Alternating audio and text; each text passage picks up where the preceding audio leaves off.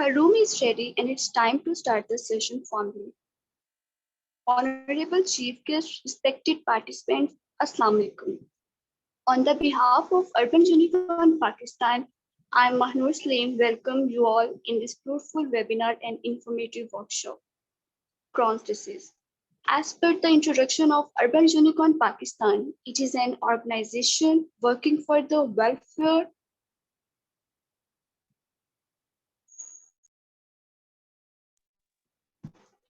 The ultimate goal is to have a well-educated and well-nourished nation that effectively contributes in national development and prosperity. For this great goal, we are arranging series of webinars and informative workshops. Dietitian Momna Ashraf is our guest speaker for today's session. She is consultant nutrition and dietitian and founder and CEO of Diet House. Dietitian Mohuna Ashraf, we are very happy to have you with us. Kindly start the session.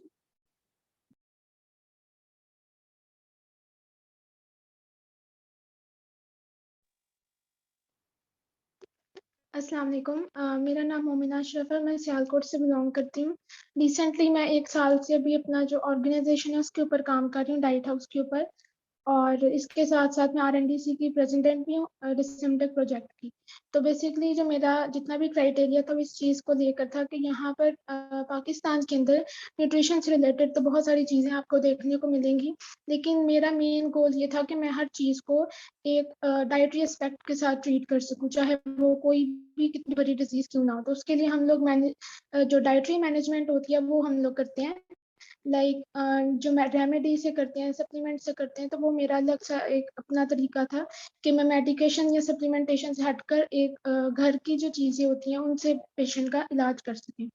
सबसे पहले आज का जो हमारा topic है वो हमारा basically होता क्या है। आप सबने पढ़ा होगा कि जो हमारे पास इन्फ्लेमेटरी बाउल डिजीजेज होती हैं, सबसे पहले इस चीज़ को समझने के लिए आपको ये ज़्यादा जानना ज़रूरी है कि जो आपके पास बाउल डिजीजेज होती हैं उसके अंदर होता क्या है। बेसिकली जो आपकी बाउल डिजीजेज होती हैं इसके अंदर लार्ज इंटेस्टाइन और आपकी जो स्मॉल इंटेस्टाइन होती हैं वो आपकी डैमेज हो रही होती हैं या किसी न की उस वजह से वो प्रॉब्लमेटिक कॉज करती हैं, जैसे स्वेलिंग हो जाएगी, पेन होगी, या वहाँ पर जाके कोई वायरल या बैक्टीरियल इन्फेक्शन आ जाएगी जिसकी वजह से वो प्रॉब्लम कॉज कर सकती है।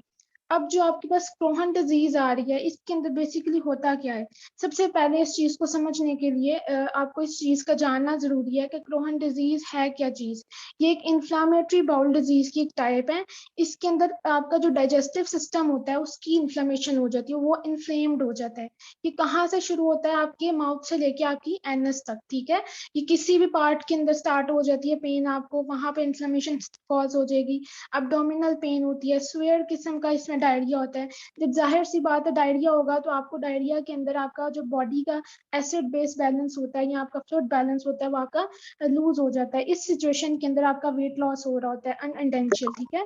फिर इसके अंदर फटीग वाली कंडीशन ज्यादा होती है, थकावट हो जाती है क्योंकि पेशेंट अनीमिक हो जाता है।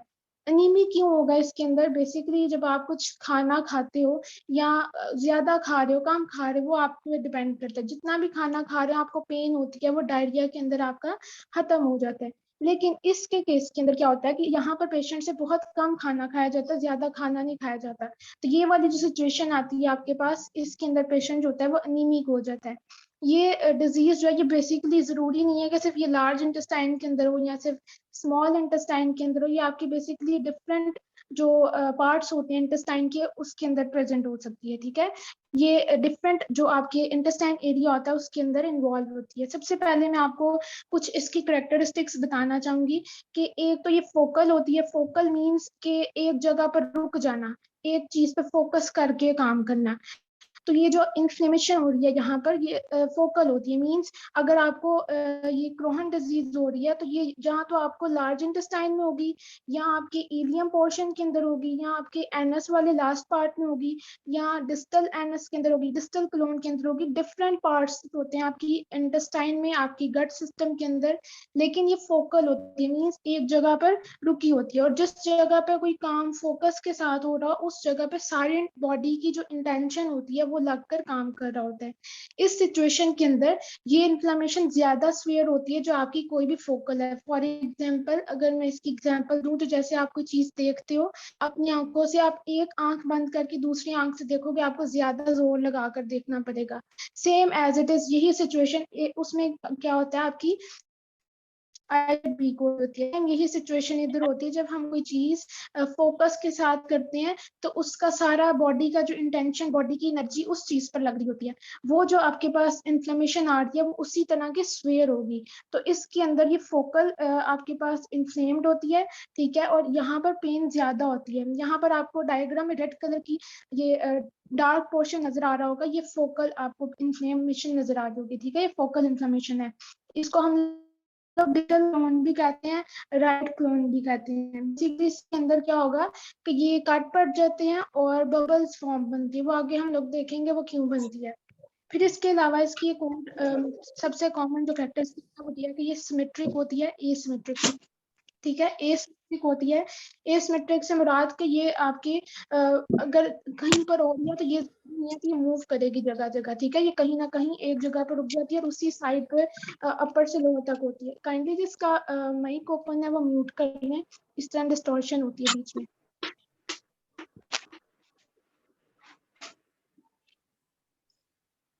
ठीक है, इसके अलावा इसमें ट्रांसम्यूरल एक करेक्टरिस्टिक है। इसमें बेसिकली होता क्या है, ये आपको नीचे वाली सेकंड डायग्राम नजर आ रही होगी। बेसिकली ट्रांसम्यूरल एक ऐसा आपको कह सकते हो कि आपका पॉइंट होता है जिसके अंदर आपकी जो इंटेस्टाइन है, चाहे वो लार्ज है या स्मॉल है, उसके अंदर कट्स पड़ जाएंगे, ठीक है। इतने ज्यादा कट्स पड़ जाते हैं कि वो ऐसा लगता है जिस तरह बबली चॉकलेट होती है ना, कि जगह जगह से बबल भरे हैं, छोटे हैं, सेम इसी तरह आपकी इंटेस्टाइन के अंदर ये सारी सिचुएशन हो रही होती है। इसके अंदर अगर आप कोई भी ऐसी चीज, हाई फाइव फूड ले रहे हो, कोई भी ऐसा फूड, मेरी आवाज क्लियर नहीं आ रही? क्लियर है मैम। मेरे ख्याल से फिर इनका मसला है जो कह रही हैं।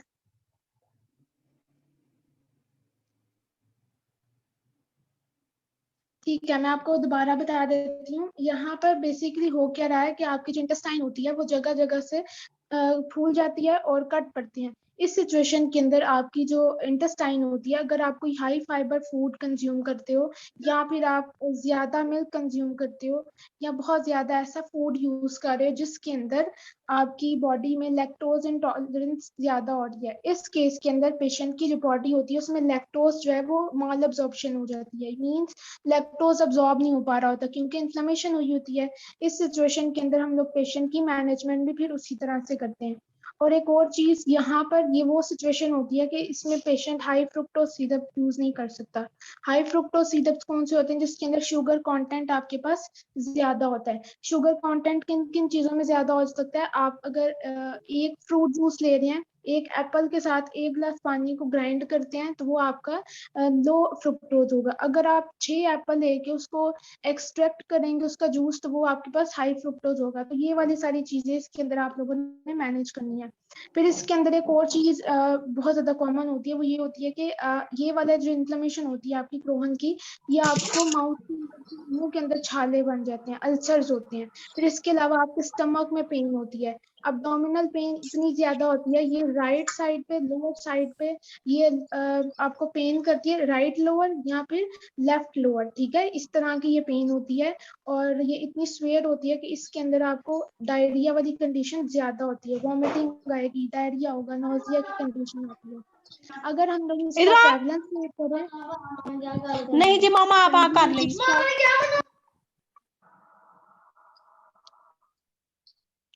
देखिए आप सब अपना माइक म्यूट रखें, इस तरह डिस्टॉर्शन होती है, बीच में नहीं सही तरह से पढ़ाया जाता या मुझे इस तरह से प्रॉब्लम फील होगी।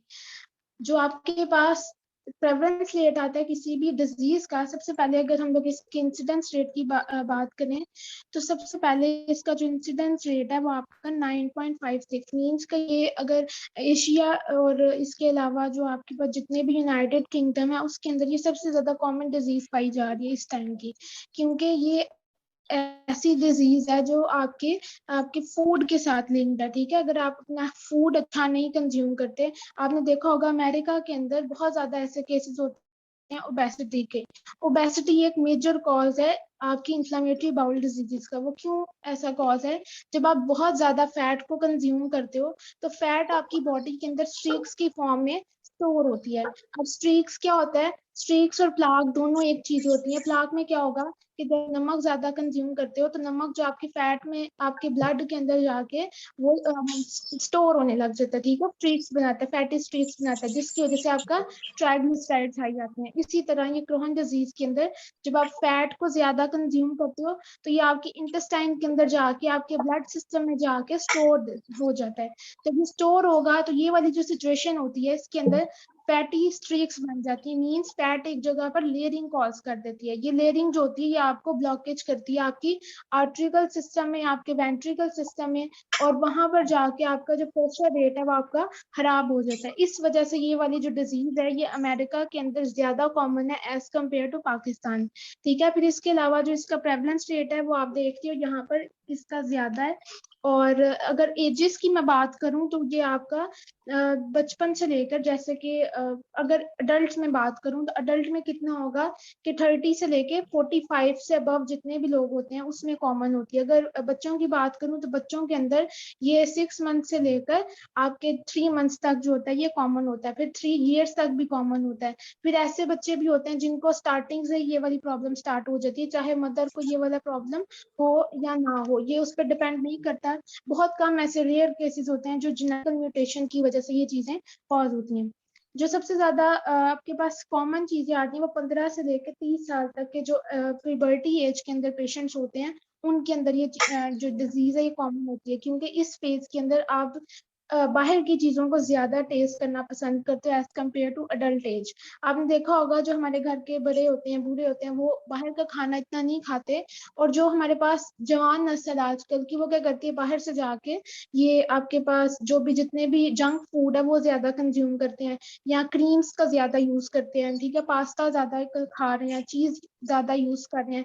ये जितने भी आपके पास ईटिंग डिसऑर्डर, ईटिंग फैक्टर्स आ रहे हैं, ये सारे आपके ये इंफ्लेमेटरी बाउल डिजीजेस को लिंक्ड करती हैं। फिर एक और चीज मैं एडिशन करना चाहूंगी, वो आजकल के जो बच्चे हैं जो पान, स्मोकिंग, इसके अलावा जो क्या इसको कहते हैं, हुक्का जो है ये पीते हैं। ये जितना भी स्मोक है आपका, ये आपकी बॉडी में जाके इसके अंदर एक चीज यूज की जाती है, उसको हम लोग चूना कहते हैं। ये चूना जो होता है ये आपकी बॉडी के अंदर, जो मैंने आपको एक चीज बताई है अभी थोड़ी देर पहले, इंटेस्टाइन के अंदर ट्रांसमूरल आपके पास इन्फ्लेमेशन होती है। ये क्या होता है, ये आपके इंटेस्टाइन को जाके अंदर से काटता है, तो उसकी वजह से ये वाली जो क्रोन डिजीज है ये ज्यादा कॉमन होती है उन लोगों के अंदर। आपने देखा होगा कि जितने भी आपके पास अल्कोहल अब्यूजर्स आते हैं, जो ड्रग्स यूज करते हैं या कोई ऐसी चीज यूज करते हैं, उनका वेट गेन नहीं होता। वो क्यों नहीं गेन होता? वो यही वजह होती है कि उनके जो इंटेस्टाइन होती है या उनका बॉडी के जितने भी आपकी गट हेल्थ होती है वो खराब हो जाती है, उसके अंदर फोकल इन्फ्लेमेशन स्टार्ट होना शुरू हो जाती है। ये आपको स्टार्टिंग में तो पता नहीं चलेगा, लेकिन एक टाइम आता है ये इतनी सीवियर हो जाती है कि इसका आपको सर्जरी करवानी पड़ती है। और ऐसे पेशेंट्स को वॉमिटिंग भी बहुत ज्यादा आती है और उनसे चला भी नहीं जाता, पेन भी बहुत ज्यादा होती है और ज्यादा सोते हैं ऐसे लोग। ये वाली जो सिचुएशंस होती हैं ये उन्हीं वजह से ज्यादा कॉमन होती हैं। फीमेल और मेल अगर प्रेवलेंस देखें तो यहाँ पर अगर मेल के अंदर ये चीजें ज्यादा कॉमन है एज कम्पेयर टू फीमेल। ये वो मेल का मैंने क्यों यहाँ पे प्रेवलेंस रेट ज्यादा दिया है स्मोकर्स की वाइज। अगर मैं डाइटरी हैबिट्स की तरफ जाकर देखूं तो फैटी जो जितना भी फूड है वो वुमेन जो है वो ज्यादा कंज्यूम करती हैं एज कम्पेयर टू मेल, ठीक है, तो वो उस रेशो से फीमेल का प्रेवलेंस रेट ज्यादा होगा। अच्छा, ये एक ये चीज। दूसरी ये कि जो मेल और फीमेल के अंदर अगर ये डिजीज हो जाती है तो ये इरिवर्सिबल होती है। अगर तो आप इसकी माइनर लेवल के ऊपर जाके इसकी मैनेजमेंट कर लेते हो तो ये ठीक हो जाता है, लेकिन अगर ये क्रॉनिक केसेस के अंदर चली गई है तो फिर आप इसको ट्रीट नहीं कर सकते। ये वाली जो सिचुएशन होगी ये इरिवर्सिबल होगी, और ये बच्चों के अंदर आपके पास रिवर्सिबल होती है क्योंकि हम इसका ट्रीटमेंट कर सकते हैं। फिर इसके अलावा अगर इसके रिस्क फैक्टर्स की मैं बात करूं तो रिस्क फैक्टर्स के अंदर सबसे ज्यादा जो आपके पास कॉमन चीजें आती हैं वो आपके बैक्टीरियाज होते हैं और आपके वायरल्स होते हैं। वायरल इन्फेक्शन इसके अंदर कम होती है, बैक्टीरियल इन्फेक्शन इसके अंदर ज्यादा होती है, क्योंकि जो आपकी गट हेल्थ होती है उसके अंदर बैक्टीरिया, गुड बैक्टीरिया पाए जाते हैं। आपकी जो इंटेस्टाइन होती है वो टॉवल की शेप की तरह की होती है, जिस तरह टॉवल है ना आपका, उसके अंदर छोटे छोटे क्रिस्टल्स होते हैं, सेम एज इट इज आपकी इंटेस्टाइन होती है। अगर आप खाना खाते हो तो वही आपके पास जो छोटे छोटे फिलामेंट्स होते हैं वो आपके खाने को इंटेस्टाइन में आगे मूव करते हैं ताकि वो आपकी बॉडी से एक्सक्रीट हो जाए। इन दैट केस वो वाला जो फिलामेंट्स वाला जो फंक्शन है यहाँ पर आके डिस्टर्ब हो जाता है। तो यहाँ पर आपके जो गुड बैक्टीरियाज होते हैं, माइक्रोबैक्टीरियाज होते हैं, वो डैमेज हो जाते हैं, वो किल हो जाते हैं। आपको एक और चीज मैं बताती हूँ कि जब हम लोग कोई फैटी फूड कंज्यूम करते हैं तो एक फैट मॉलिक्यूल्स के साथ जो आपके पास एलडीएल होता है, बैड कोलेस्ट्रॉल, एक बैड कोलेस्ट्रॉल के मॉलिक्यूल के साथ आपके साथ एक बैड बैक्टीरिया भी एंटर होता है। बैड बैक्टीरिया आपके एलडीएल के साथ अटैचमेंट देता है और वो आपकी इंटेस्टाइन के अंदर जाके एंटर हो जाता है, तो वहां से आपको बैक्टीरियल इन्फेक्शन स्टार्ट हो सकती है।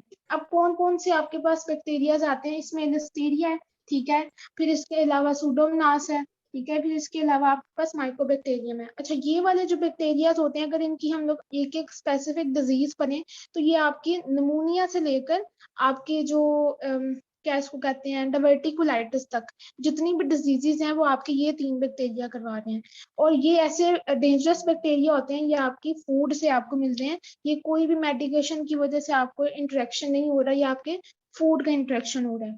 फिर इसके अलावा जो आपके पास हाई फैट डाइट्स होती हैं, हाई फैट डाइट्स के अंदर अगर वो पेशेंट्स जो 15 से लेकर 30 साल तक, ये वो जनरेशन है जो हाई फैट डाइट के ऊपर रिलाई कर रही है अभी, ठीक है, जैसे कि पास्ता बहुत कंज्यूम करते हैं, इसके अलावा चीज बहुत यूज कर रहे हैं, घर के अंदर जो ऑयल यूज हो रहा है वो बहुत गंदा यूज हो रहा है। पहले वहां पर देसी घी इस्तेमाल किया जाता था घरों के अंदर, लेकिन अब वो भी नहीं मैं प्रेफर करूंगी कि वो भी कोई पेशेंट ले, क्योंकि हमारी एक्टिविटी नहीं उस तरह की रही। पहले लोग फिजिकल एक्टिविटी ज्यादा करते थे इसलिए सेहतमंद रहते थे, क्योंकि जो देसी घी है इसमें कोई भी आपके पास कैटलिस्ट ऐड नहीं होता। लेकिन जो आपके पास वेजिटेबल ऑयल्स हैं इसके अंदर कैटलिस्ट प्रेजेंट होते हैं। कैटलिस्ट अब किधर से आते हैं, जब ऑयल को हाइड्रोलाइज किया जाता है ताकि उसकी स्मेल और उसका जो टेस्ट है वो बेटर हो जाए या उसको प्रिजर्व किया जा सके ज्यादा देर के लिए। इस सिचुएशन के अंदर एक कैटलिस्ट को ऐड किया जाता है, उसको हम लोग निकल कहते हैं। अब निकल कैटलिस्ट जो होता है ये आपको कैंसर की बीमारियों की तरफ लेके जाता है, इसकी तरफ आप इसके अलावा जो इन्फ्लामेटरी बाउल डिजीजेज है वो भी आपकी निकल कैटलिस्ट की वजह से हो रही होती हैं। तो ये भी आपके पास एक रिस्क फैक्टर आ रहा होता है। कोशिश किया करें घर के अंदर जैतून का तेल ज्यादा इस्तेमाल करें, ठीक है। अगर जैतून का तेल महंगा पड़ता नहीं, खाया जाता, सरसों का तेल भी अच्छा होता है, ये अब्जॉर्ब कम देता है, मीन्स के खाने के अंदर ज्यादा अब्जॉर्ब नहीं होता अगर खाने को खा के। फिर इसके अलावा जो क्रीम पास्ता है उसके अंदर भी आपके पास सैचुरेटेड फैट बहुत ज्यादा होती है। आप जो घर में दूध इस्तेमाल करते हैं वो भी आपके पास हाई फैट फूड के अंदर आ रहे हैं। अब दूध किस तरह का इस्तेमाल हो रहा है घरों के अंदर, जो आपके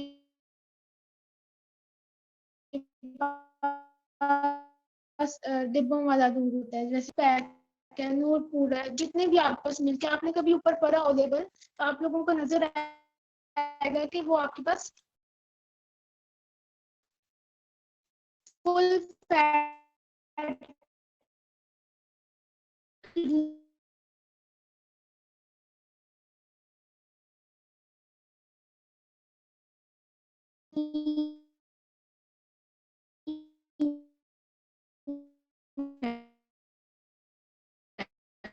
वो मिल्क नहीं है, वो क्रीम है, ठीक है, वो पाउडर डालते चीजें होती हैं आपके पास, ये भी आपके पास high class full fat milk आपको 160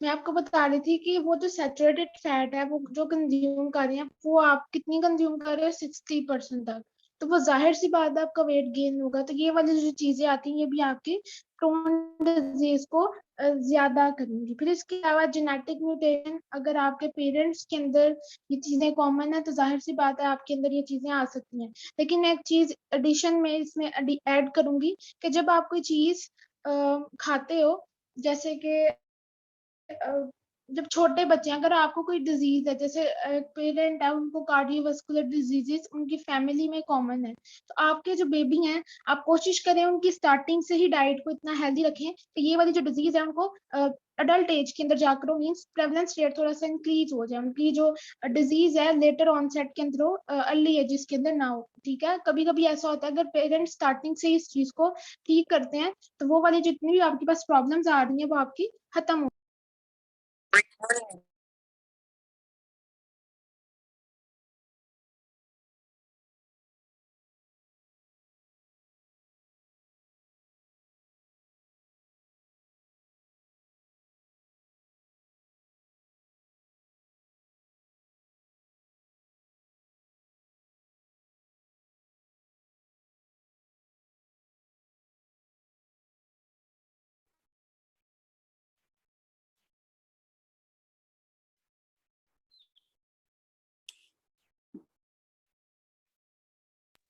हेलो, मेरी आवाज आ रही है आप लोगों को? यस मैम, अब आ रही है। यार ये पता नहीं जी माइक मैम पता आ नहीं रही क्या है। इशू हो रहा है, बार बार बंद हो। ठीक है, मैं आपको आगे बताती हूँ रोहन सिम्टम्स। ठीक है, मैंने आपको जो पहले बताया कि जो रिस्क फैक्टर है आपके पास हाई फैट डाइट है, इसके अलावा आपके पास जो पेरेंट्स के साथ जो जेनेटिक म्यूटेशन हो रही है मींस ऑटोसोमल डोमिनेंट, फिर इसके अलावा जो आपको मैंने बैक्टीरियल इन्फेक्शंस बताई, उसके अगर ये सब चीजें आपके पास पॉजिटिव आ रही हैं मींस ये सारी चीजें पॉजिटिव हो जाती हैं, तो अगर डिजीज होगी आपको किस तरह पता चलेगा कि आपको डिजीज होगी है? तो आपने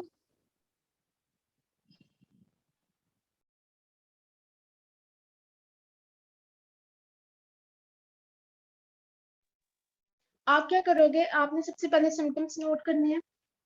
एब्डोमिनल पेन सबसे ज्यादा कॉमन होती है इस केस के अंदर कि जब पेशेंट को डिजीज हो जाती है तो सबसे पहला जो सिम्टम आपके पास आएगा वो क्रैम्पिंग्स का आएगा। मीन्स आपको ऐसे लगता है कि पेट जो है ना वो दर्द कर रहा है और अंदर कोई चीज है, ये वाली जो आपके पास सिम्टम आ रही है आपके। फिर इसके अलावा आपकी जो अब्डोमिनल स्वेलिंग स्टार्ट हो जाती है। अब्डोमिनल स्वेलिंग सबसे ज्यादा स्टार्ट कहाँ से होगी, जो आपका लेफ्ट राइट कॉर्नर आ रहा है उधर से, लेफ्ट लोअर कॉर्नर से, राइट लोअर कॉर्नर से, ये दो ऐसे कॉर्नर है जहां पर पेन जो है ज्यादा होती है और स्वेलिंग भी आपको ज्यादा हो सकती है, क्योंकि यहाँ पर क्लोन एंड हो रही है और जो आपका स्मॉल इंटेस्टाइन है वो आपकी मूव करती है, मींस वहां पर उसकी अटैचमेंट हो रही होती है। तो ये वाली जो जितनी भी आपका सिचुएशन होगी इसके अंदर स्वेलिंग और क्रैम्पिंग ज्यादा होगी। फिर इसके अलावा पेशेंट जो है वो अनीमिक हो जाएगा। अनीमिक किस सेंस में होगा कि जाहिर सी बात है वो खाना थोड़ा खा रहा है, ठीक है, उसने वो वाले फूड कंज्यूम नहीं करने, फाइबर उसने यूज नहीं करना ज्यादा। फिर इसके अलावा कौन कौन से फूड नहीं खाएगा, अगर वो मीट कंज्यूम करता ज्यादा तो वो मीट उसका बॉडी से डाइजेस्ट तो हो जाएगा लेकिन वो बाहर नहीं निकल सकता, ठीक है, एक्सक्रीट नहीं हो सकता। क्यों नहीं हो सकता, क्योंकि इन्फ्लेम्ड इंटेस्टाइन्स हैं। तो ये वाली जो सिचुएशन होती है इसमें हम लोग सॉफ्ट फूड देंगे।